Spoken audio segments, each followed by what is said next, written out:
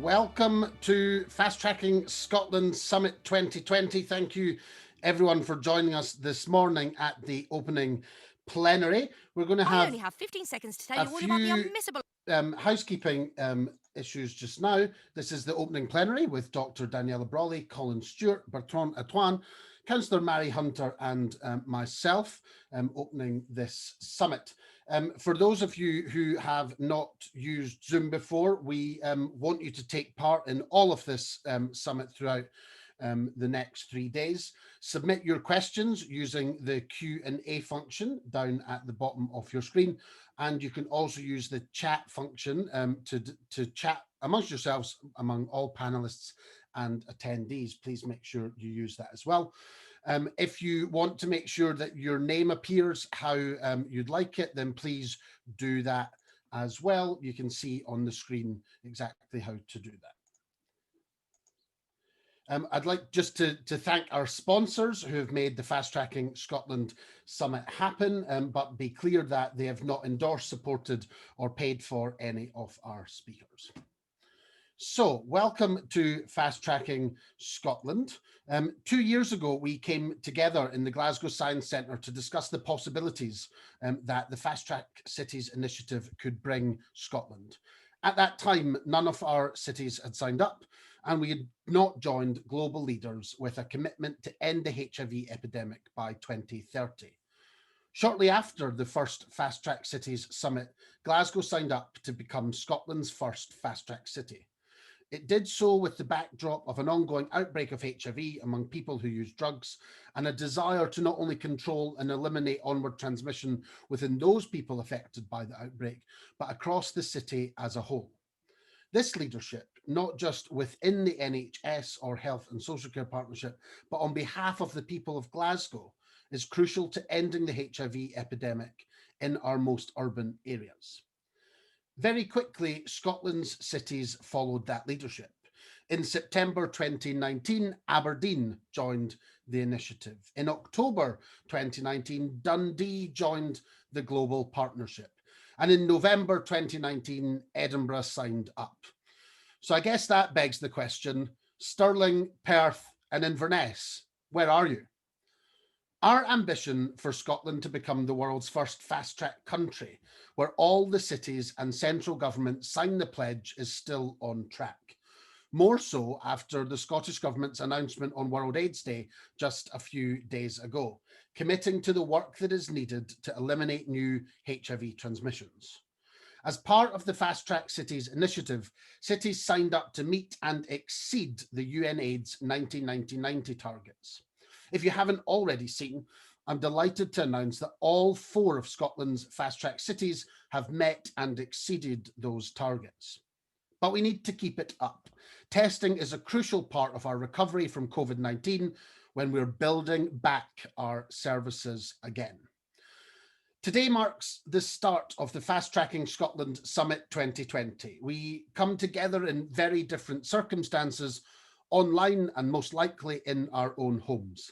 We do so to work together, to learn from one another and to shape our cities and Scotland's ongoing response.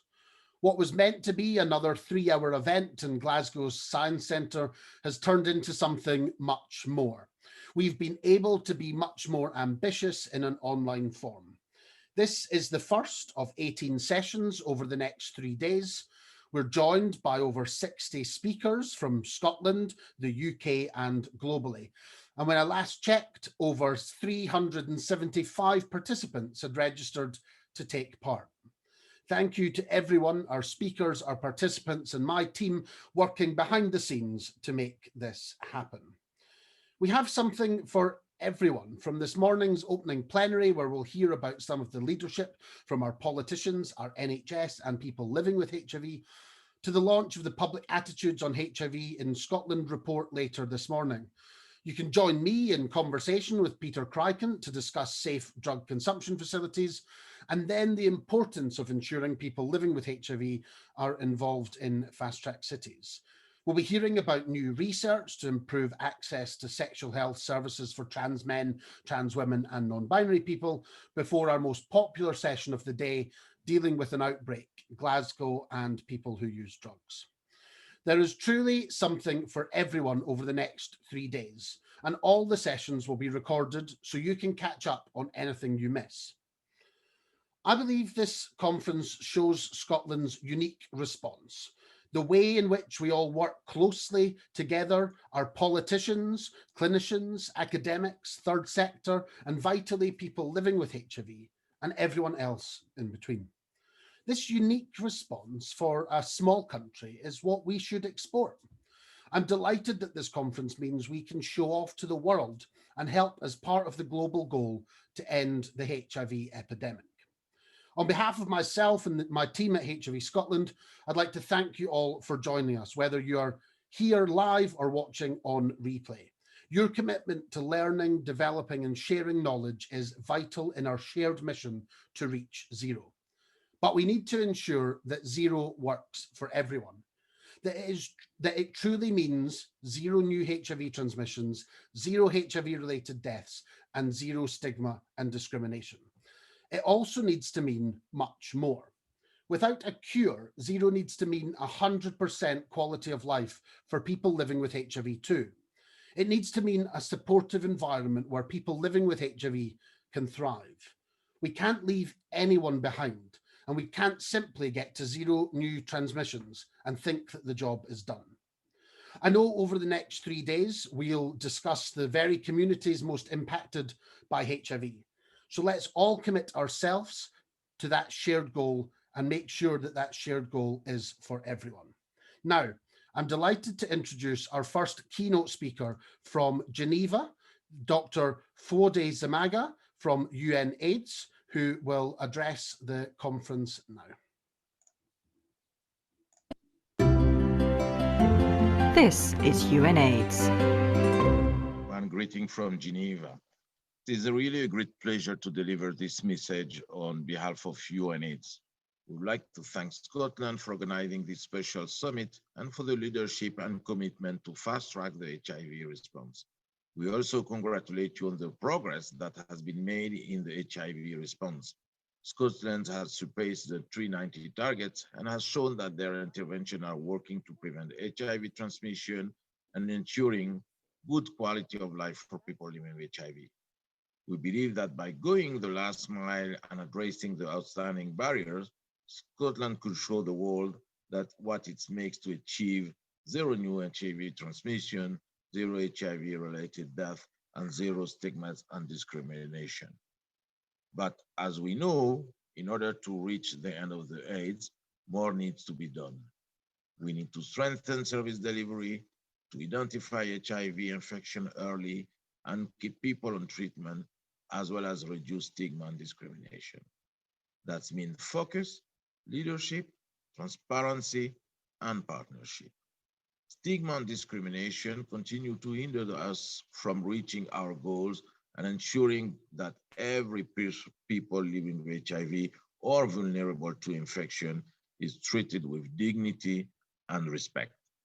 We have learned from the AIDS response over the past 30 years that partnering with communities of people living with HIV is necessary to end HIV-related stigma. Supporting those most knowledgeable about their needs allow them to lead the way to solutions that work for the people who need them most. Over the past year, the COVID-19 pandemic has exposed weaknesses in health system and widened the inequality that exists in our societies.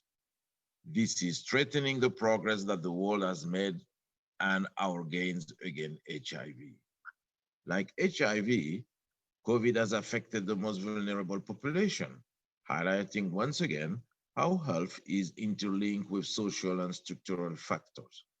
Factors such as inequality, social protection, economic growth, and human rights.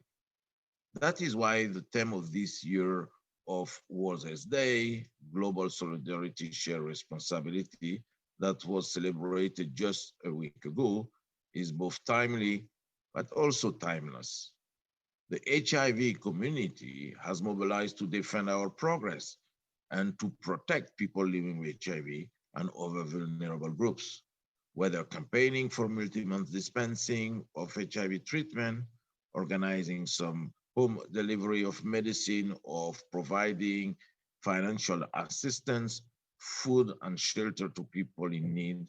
HIV affected activists and affected communities have again shown that they are the mainstay of the HIV response.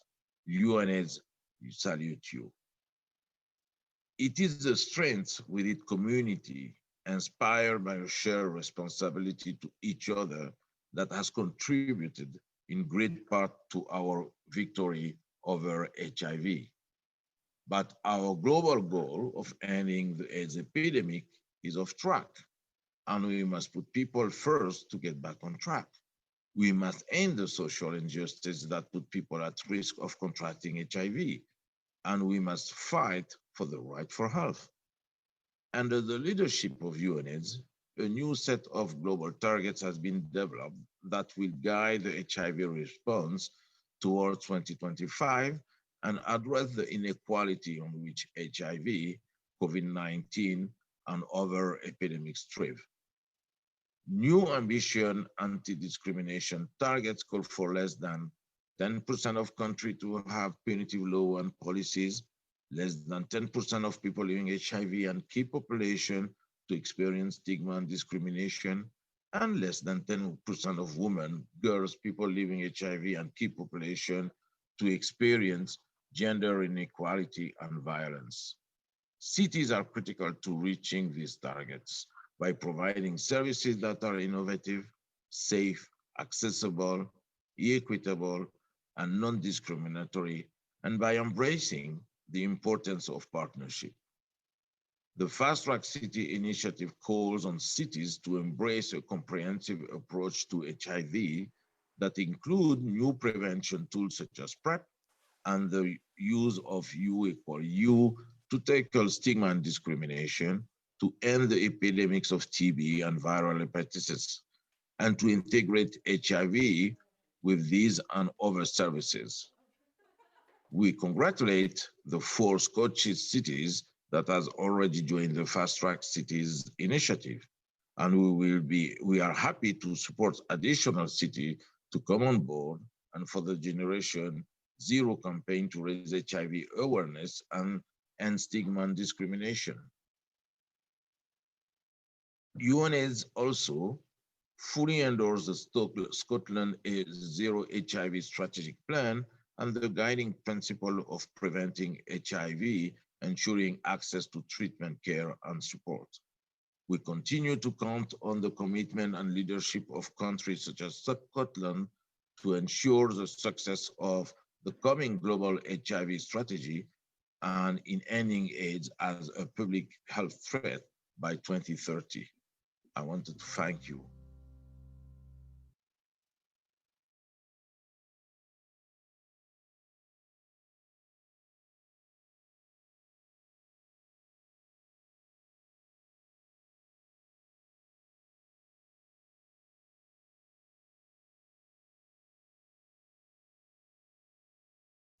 Sorry, I was still on mute. I can't believe I have managed to get the first bingo call of this session. I'm delighted to now hand over to Bertrand Audouin, who is going to take us through the Fast Track Cities approach from IAPAC. Over to you, Bertrand. Thank you very much, Nathan. And I'm very happy and very honored to have been invited by HIV Scotland to this opening plenary, and also to talk to you about another very important topic later. Just a few words to say that what you are doing these 3 days is exactly the kind of option and the kind of work that we hope would be developed in every fast track city and every nation and country that looks at becoming a fast track country. So again, once more, you're a pioneer here. I'm not surprised, but I think it's worth saying. I would also like to congratulate you on the number of delegates for this conference. That is totally amazing. And we've been organizing a number of workshops in the past few weeks and months. We were a bit worried about the number of people who would attend, because we know that most of our colleagues and partners have been overwhelmed by COVID-19 this year. And it's great to see that people still want to hear about and talk about and engage in conversations about HIV, even in the middle of this new pandemic. And that's exactly what we need. So, Fast Track Cities.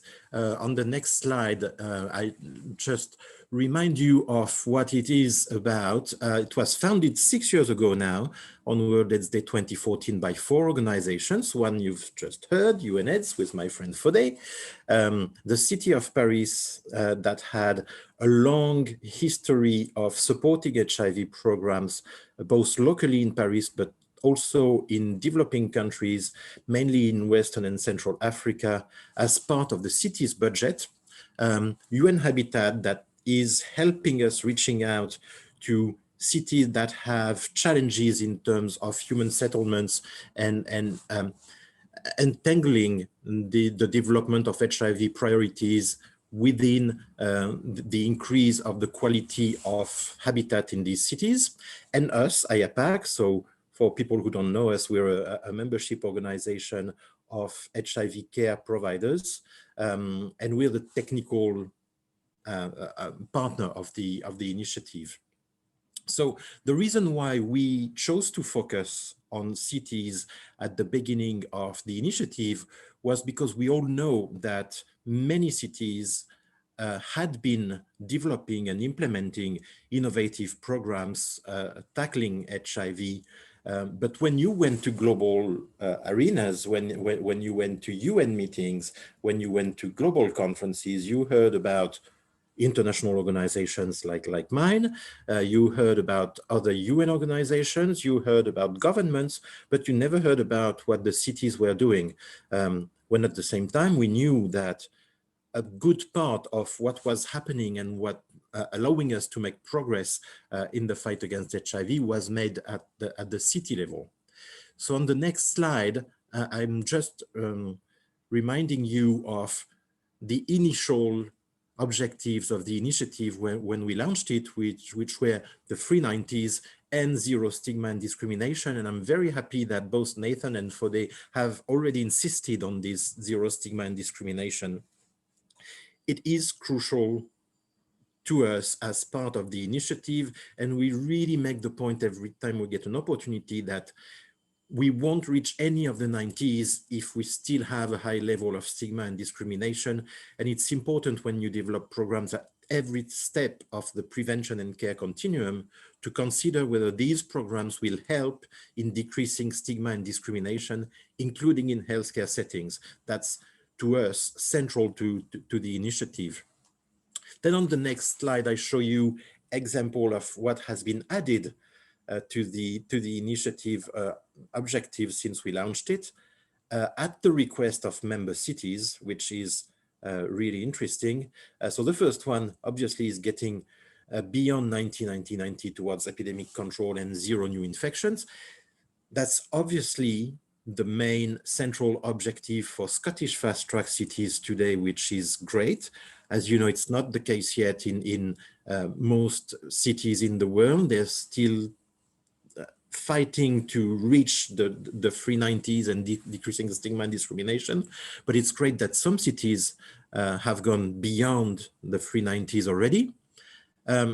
It's also important for us that we try as much as we can to incorporate programs on hepatitis C, on tuberculosis, and on sexually transmitted infections within the Fast Track Cities initiative for very obvious reasons. But you know that in many places, the people, the care providers, the communities involved in HCV or TB especially are different and sometimes very separated from those working on HIV. And of course, if we want to do a better job and provide better service to people who need it, we need to make sure that we do work together. And I know that again, in the next 3 days, we will hear from a number of Scottish cities that are pioneer into that aspect of the initiative. So that is great. We need to work on long-term management of HIV. That is something that is around, you know, the fourth 90, improving quality of life, improving health-related quality of life, aging with HIV.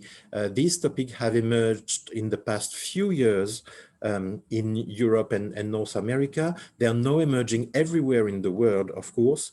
And it's very exciting for us to see that this is becoming central to the initiative now. When looking back 3 or 4 years ago, the number of people who worked or were worried about these subjects and priorities was very small. So it's great that we get to incorporating these topics into the initiative. So I wanted to share with you on the next slide the development of the initiative in Europe today. So in red, you have almost all the current fast track cities in Europe, and in blue, almost all the candidate ones. I think I've missed some in Scotland. So you need to remember that when we launched the initiative 6 years ago, there were 4 member cities in Europe. Today, we're up to 75.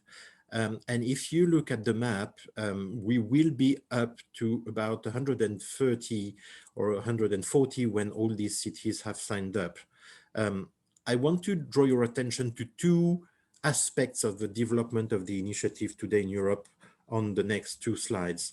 The next one is about the development of the initiative in a number of Western European countries, and I've just selected France and Italy and Germany just to show you that the number of member cities is really expanding quickly in these countries as it is in a number of other Western European countries.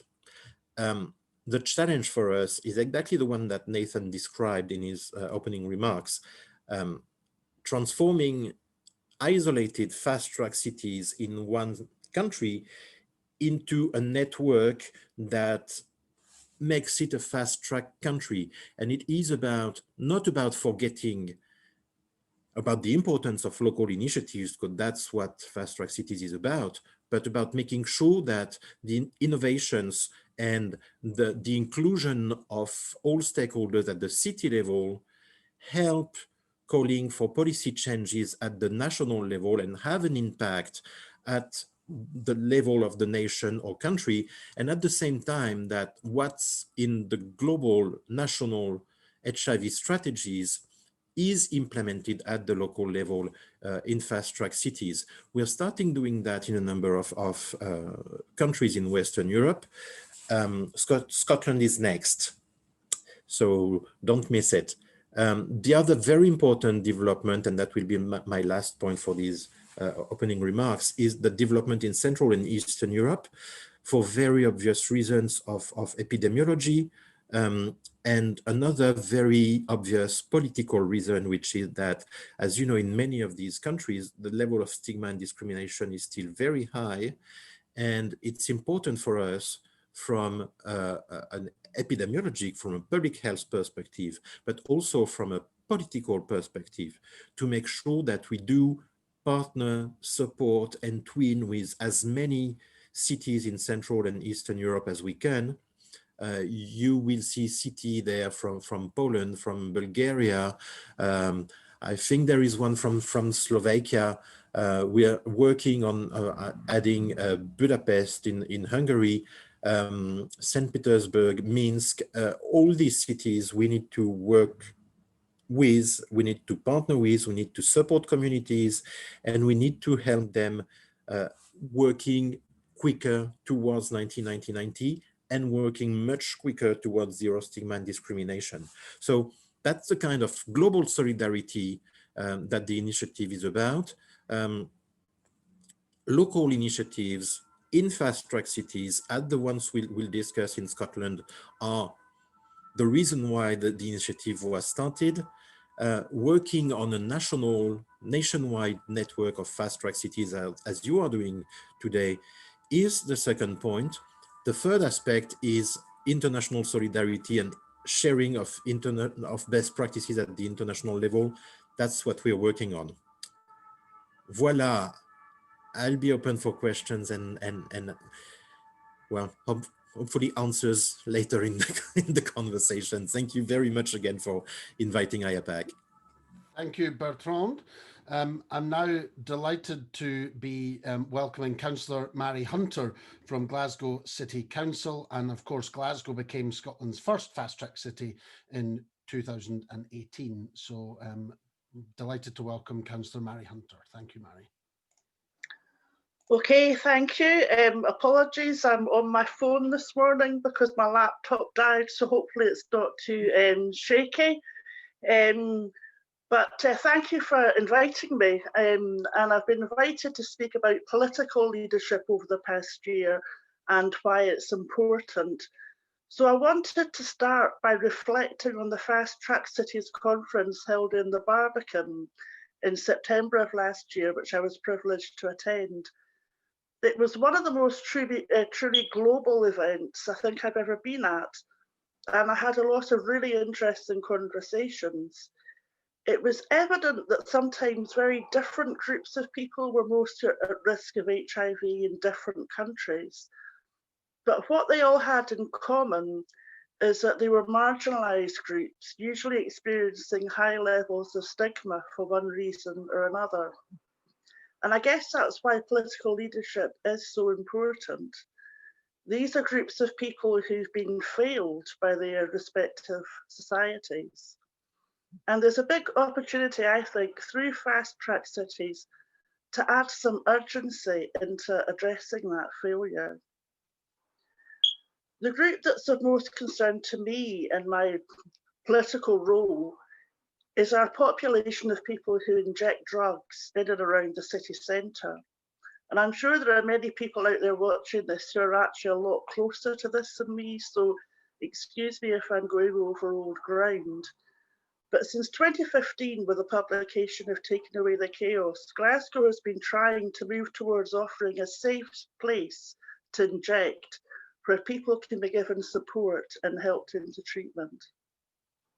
In 2017, we asked the Lord Advocate if he could help us by addressing the legal constraints, but his view was that the Home Office needed to become involved to enable legislative change. Well, we gave it our best shot as politicians. We had terrific cross-party support, including from Conservative councillors in the city, and we got the whole range of Civic Glasgow on board. And we had the media on board with strong support from the Glasgow Times and also the Daily Record. Now, normally in politics, all of that would be more than enough to get you what you want. But it's clear that there's no political will to support this from the current leadership at the Home Office. So where does that leave us? Well, as I'm sure you know, we now have a safe consumption van operated by volunteers in the city centre. It's appalling that individuals have to take on that risk when there are public agencies willing to do so. So along with my colleague, Councillor Alan Casey, who has responsibility for community safety in Glasgow, I've written to the Lord Advocate asking him to look again at the situation. And we've copied the letter to Hamza Youssef and Joe Fitzpatrick. In the letter, we asked them to consider how flexibility can be found to enable Glasgow's professional health and addiction services to operate a safe clinical space for injecting as part of a wider drug treatment service in the same way that allows for needle and syringe programs to operate. This would allow a local police accord and working protocol to be put in place. The need is urgent. New HIV diagnoses in the city centre continue to evidence street transmission. There have been over 50 new HIV cases since 2017, the year that we first approached the Lord Advocate about setting up a safe consumption room. And the available intelligence suggests that the city's drug deaths figures for this year will be in keeping with last year. That represents a 45% increase from 2017.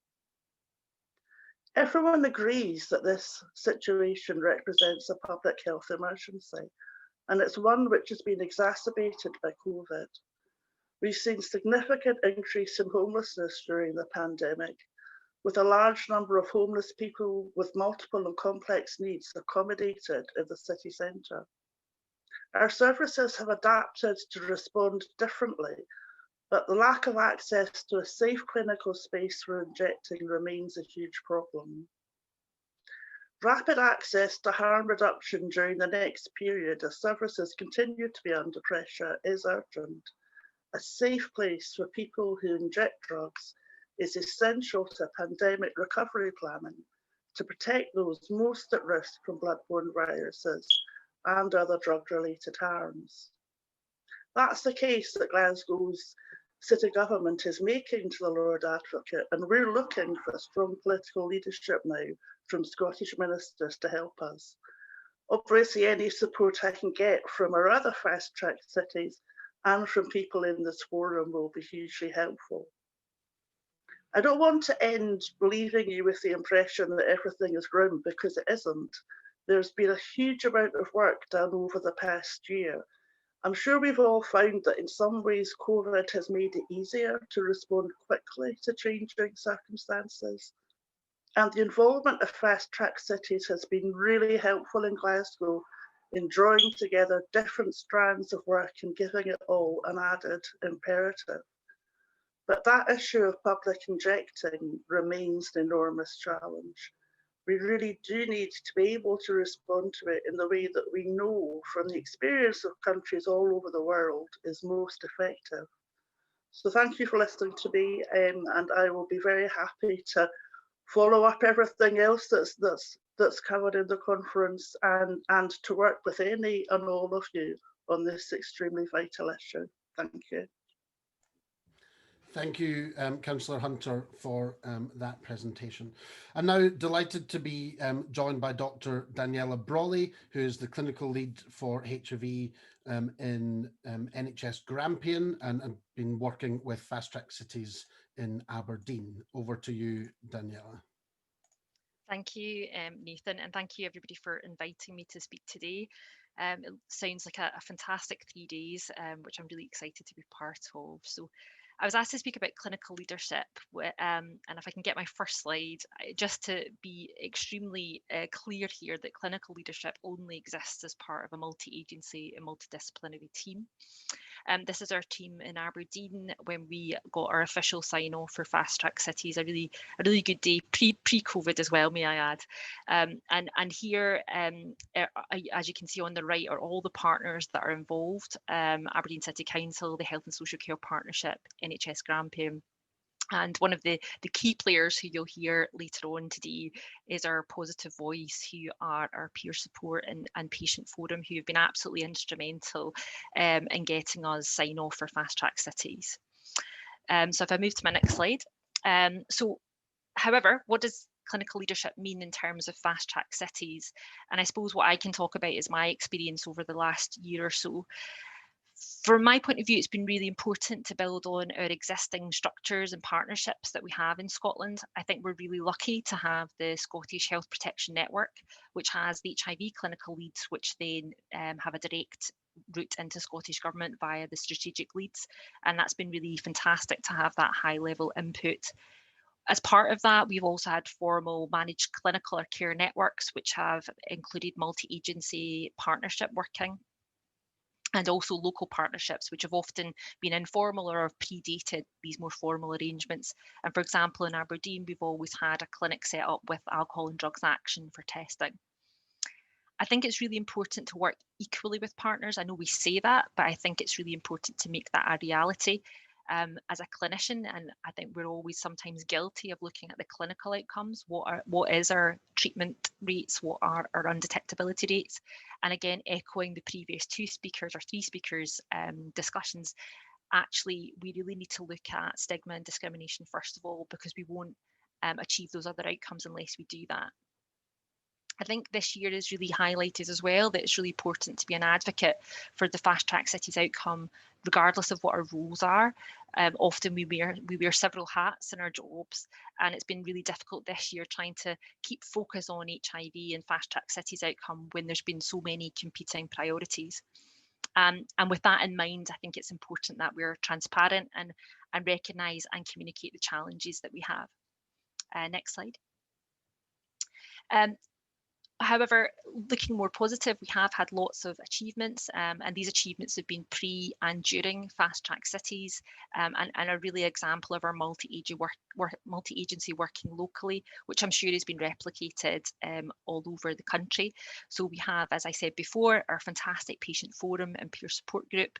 We've also done a lot of work looking at patient-facing care for community prescribing and telemedicine, which has obviously been expanded during the pandemic due to the restrictions. We've had joint working with addiction services, and we've also tried to really look at the support needs of people living with HIV, and a specific project looking at education and stigma in care homes, which is due to publish soon as a research project. Next slide. What, however, Fast Track Cities has done is really given us a focusing lens on all of that work that's been done, and really got us to focus on what are our outcomes and what do we want to achieve. So obviously we know that's zero discrimination and stigma, zero new transmissions, and zero HIV related deaths. But it's given us a real focus to prioritise what do we want to achieve in the short, medium and long term, and what do we need to do that across all the systems that we work in. And again, as Mary had said before, really bringing in what the political and social and economic aspects of that. Next slide. So the progress so far, so as you know, in Scotland, sorry if you could just click a couple of that's perfect. 91% of people are diagnosed, 92% are thought to be on treatment as per 2018 data, and 94% are undetectable. And if you can click on, so Aberdeen have pre-COVID 99% on treatment, and click on 97% who are undetectable. However, we don't really have up-to-date data with regards to how the pandemic has impacted on that, and it may well be that that has slipped down and we have lost some progress. And just to say that we just now don't have any markers tangible about stigma and discrimination, which we do need to focus on. Next slide. Linked to that, obviously, is other challenges that we've experienced during the COVID pandemic, and I don't think any of us listening today or speaking today has been unaffected by this. The clinical impact has been really substantial in terms of HIV testing in Scotland, and that's really because we didn't have up and running postal testing within NHS services like they do in parts of England, although that is currently being addressed. HIV PrEP locally was still provided through lockdown, however, demand did drop, and you can see that in the graph below. And HIV care was either delayed from a face-to-face perspective or moved to telemedicine. We've also had huge issues with workforce capacity, not just patient-facing services, but also in terms of our other partners and services, particularly in public health for data collection and planning of services. And there's a huge amount of competing pressures in terms of backlogs of care, especially for primary care, but also parts of secondary care that we also need to be very much aware of in terms of what we're trying to achieve with partners.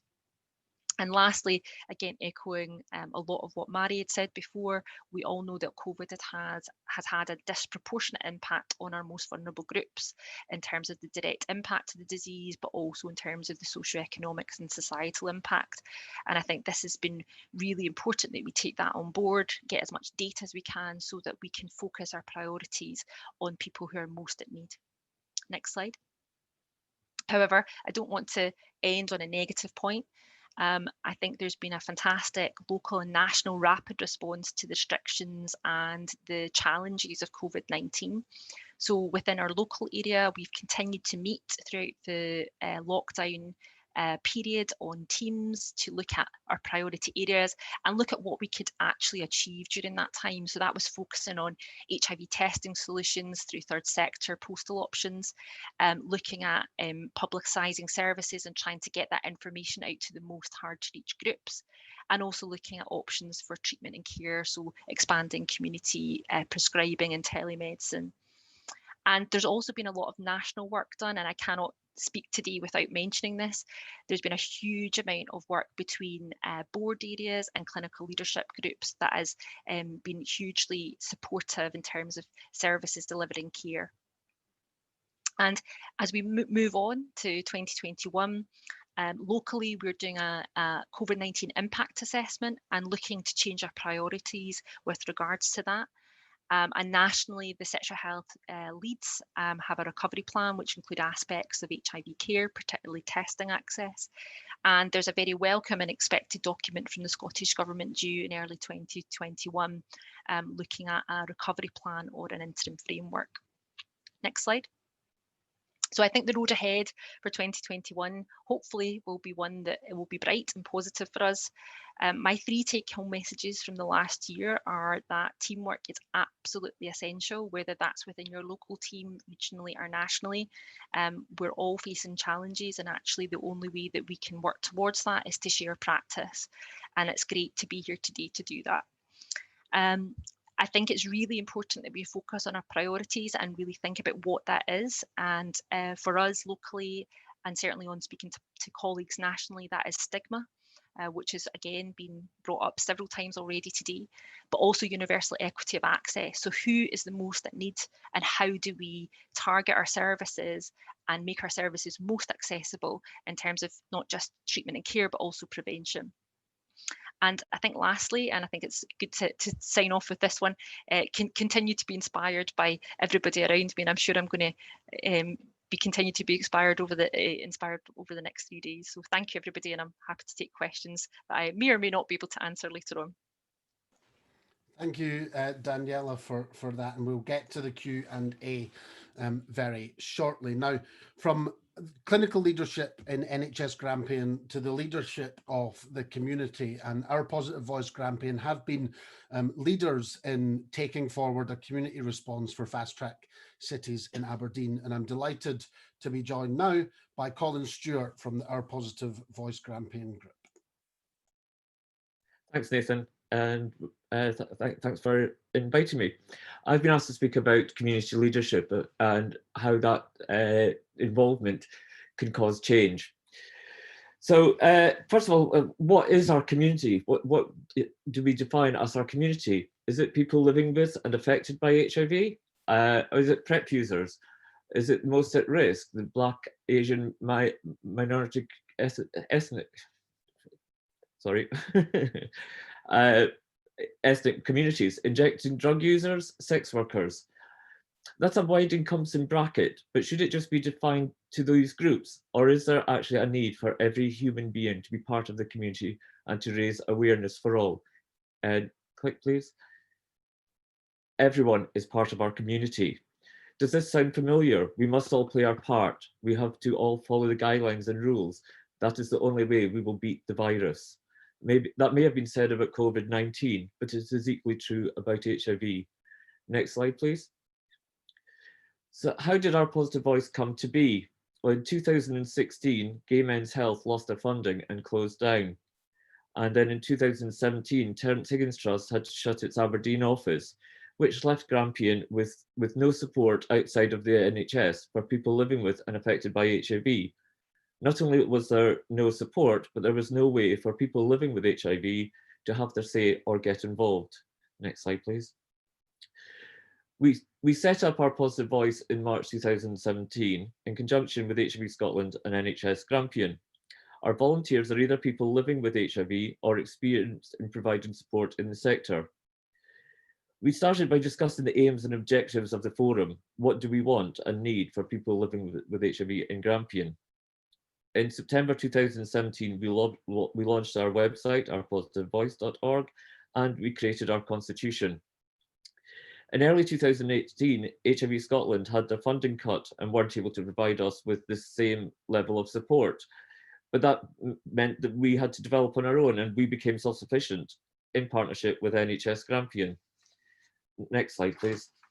So how, as a community leader group, how have we affected change? So I'm just going to go through some of the actions that we as Our Positive Voice have taken over the last 3 years. So during 2018, we became qualified peer supporters.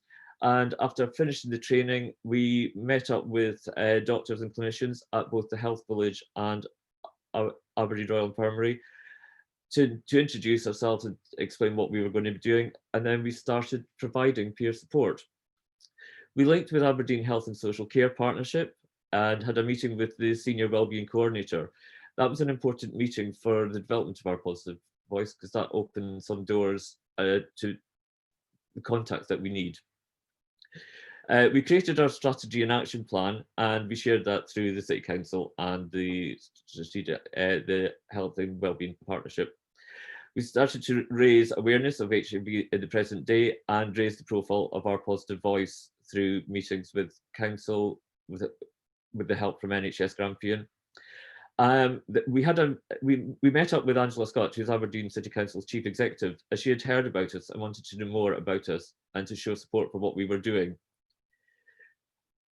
We supported an awareness raising campaign for European Testing Week and World AIDS Day in Marshall College, Aberdeen City and across Grampian.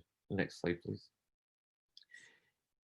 In 2019, we created some publicity materials around the undetectable equals untransmissible messages such as the U equals U poster and Z cards, and we distributed these across Grampian to raise awareness of this important message. During the week leading up to and including World AIDS Day 2019, we had this poster and the Our Positive Voice flyer on the doors of every cubicle in every toilet in Marshall College. We had a meeting with NHS and Council to discuss support in schools. We met with Sandra McLeod, Chief Officer of Aberdeen City Health and Social Care Partnership regarding such things as evening clinics, clinic support, care homes, ageing with HIV, and the Fast Track Cities initiative. We met again with Sandra and she introduced us to Councillor Sarah Duncan. So we were able to take the discussions further with regard to Fast Track Cities. Our Positive Voice were invited by NHS Grampian to join the Management Care Network, MCN, and the HIV Working Group, which we've now been attending regularly, and it's great working partnership with the NHS. We were added to the Local Information System for Scotland, which is called ALICE, and we attended the National Fast Track Cities event held by HIV Scotland in Glasgow. We've also, at the end of 2019, we were working with NHS Grampian on a project to look at the care for people with HIV in care homes and care at home, and help develop a training course that was to be delivered in 2020. Next slide, please.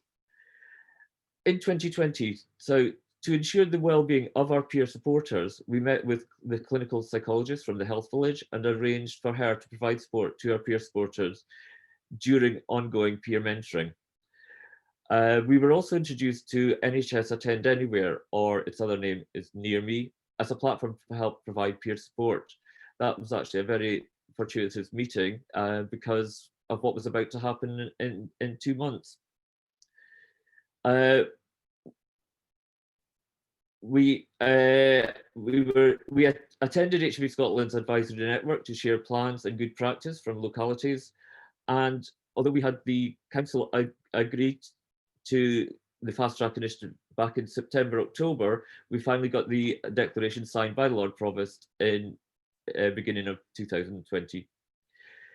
We created the with the NHS Grampian and Aberdeen City Council Health and Wellbeing Partnership, we created the high-level action plan, and our Positive Voice took part in a video. We created a video called Getting On With HIV, which was also to be used as part of the training for care staff. Next, please. So why is our Positive Voice needed? It means that people living with HIV have a voice, and it is the whole reason why we do what we do. The work that we undertook prior to becoming a fast track city highlights the impact that meaning involvement can lead to. We have a good reputation with NHS Grampian, and our work is very much appreciated, which encourages us to continue the work we do. We played an important part in getting Aberdeen signed up to Fast Track City, and Aberdeen Group was the only Fast Track City that actually managed to carry on a meeting during the lockdown using Teams. We've been very lucky in Aberdeen with working with NHS Grampian, Aberdeen City Council, and the Health and Wellbeing Partnership. It has been a work together. Next slide, please. So we're all working towards 2030 and the goals of being a fast track city. So being a lead part in the Fast Track City Strategic Group has ensured that local council and health professionals, plus third sector and partners, all have an equal say in what is required in meeting the Fast Track City targets. Next slide, please. Similar slide to the one Danny showed earlier. Instead of work and initiative just being done to us, we are actually part of designing and planning things for us. This can only be done through those living with HIV being a part of it. That's why it is so important to be community leaders, and it's something that we are very proud of at our Positive Voice. Thank you. Thank you very much, Colin, for that presentation. We're now going to move on to our Q&A, so I can welcome back all of our panelists who are going to turn their cameras on so we can see all their lovely faces. And I'm going to start off with a question that's been submitted in the Q&A function for Dr. Daniela Brawley. If that's okay. Daniela, could you talk about the differences or challenges comparing Aberdeen City versus rural areas of the region? Yes, I think obviously there's the geographical impact, which probably isn't as much of an issue post-COVID because we have things like telemedicine and community prescribing. But generally people who live in more rural areas have less access to testing and care, which is something that we need to address. And hopefully once we have a postal solution for testing, that will be really, really important. We're also looking at doing some joint work with our primary care colleagues. There are initiatives called community treatment and care hubs, which are providing secondary care, for example, phlebotomy or monitoring that would usually have been done in GP practices. And I think it's about making sure that we have partnerships with initiatives like that to make sure HIV care can be part of that process.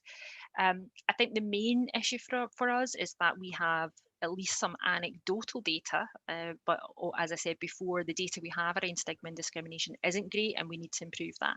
But there is some at least anecdotal data that patients are less likely to disclose to GP practices or less likely to feel comfortable with their diagnosis or discuss their diagnosis or be open about their diagnosis if they live in a rural area.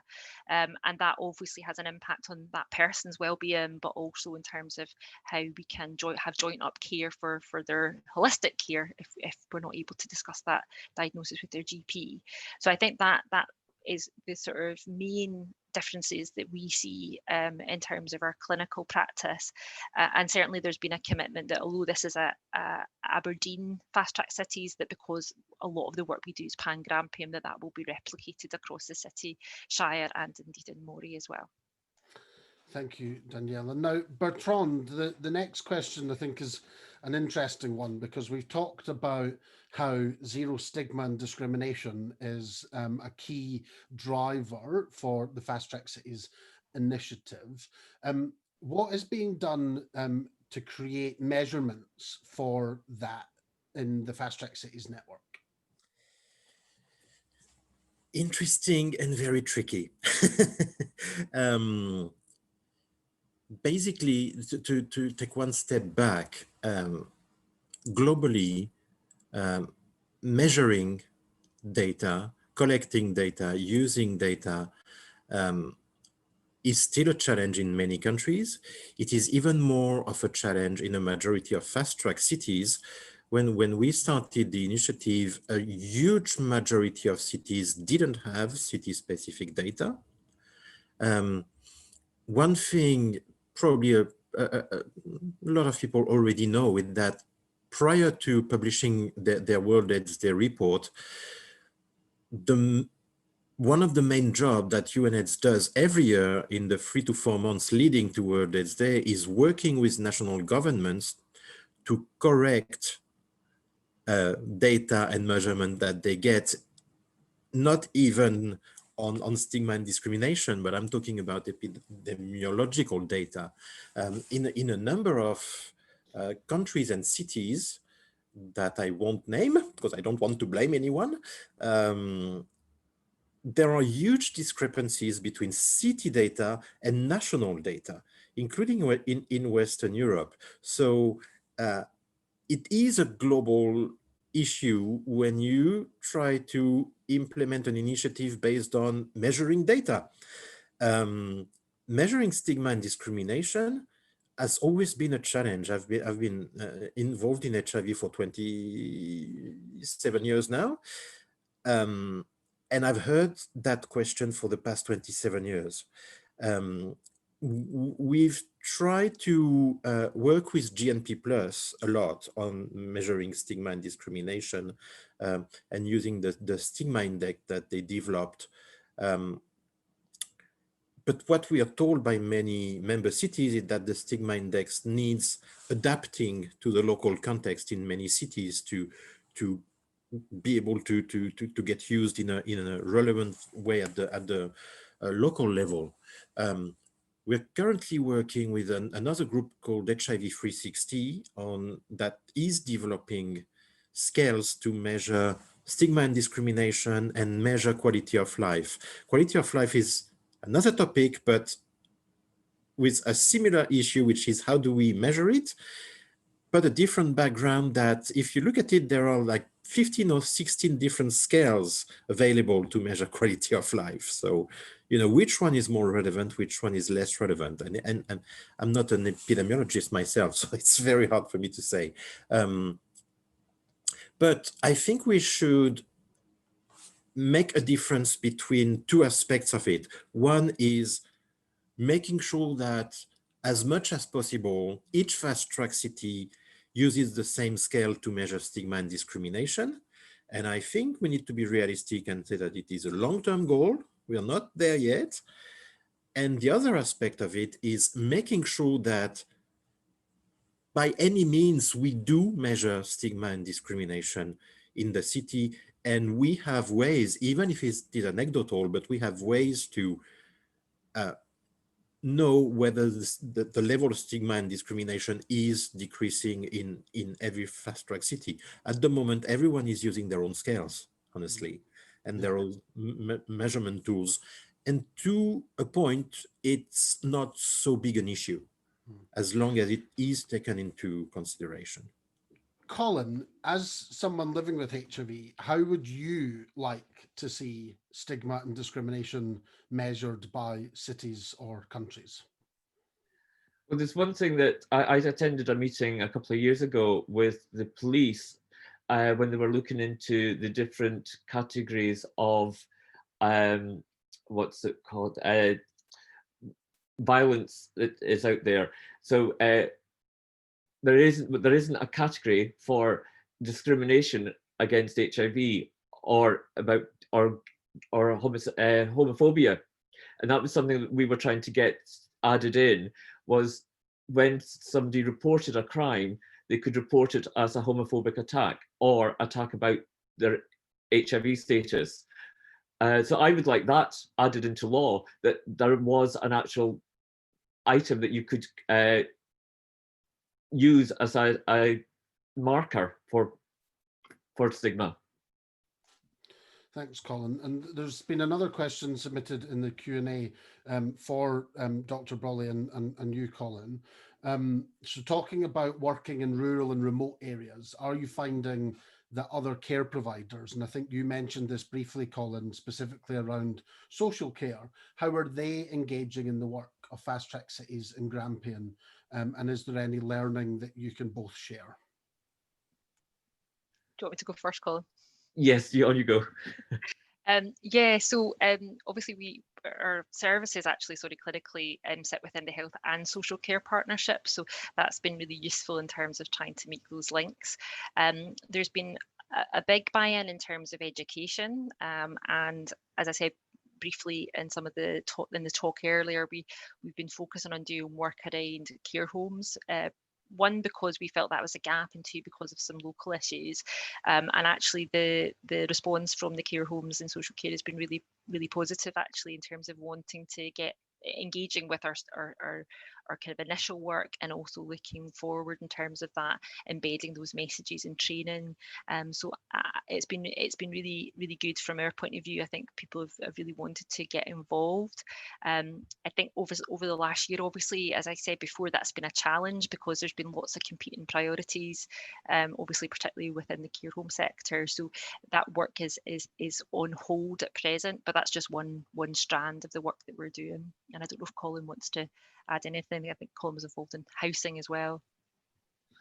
Yeah, so I'm involved in the housing sector, and one of the things that I was always hearing was about people living with HIV going into care homes, more in America than in the UK, but it was still coming out that there was a lot of discrimination and bad treatment for people with HIV in care settings. And that's always been something that I wanted to deal with. So when NHS Grampian were going to be doing this project on aging with HIV and looking at the care homes, our post was, we got involved, and we were doing this project for training care workers. But and the work was great, and it was a really good meeting that we had. We brought care workers in from different parts of Grampian, and showed them a video that our Positive Voice had done about living with HIV, and there was some of the sexual health nurses were showing them some of the training that we were going to be putting into place. And that was all set and ready. Unfortunately, the pandemic hit, and that, as Danny said, was put on hold. But at least there has been work being done on it. Thank you, Colin. Now we're just over our time for this first session, so I'd like to thank all of our speakers in this opening plenary. It's been a wonderful start to this 3-day conference. Coming up next at 11:30, we'll be launching the Public Attitudes to HIV in Scotland report, which is another measure that we can use to measure stigma and discrimination based on public attitudes. So that will be launching at 11:30.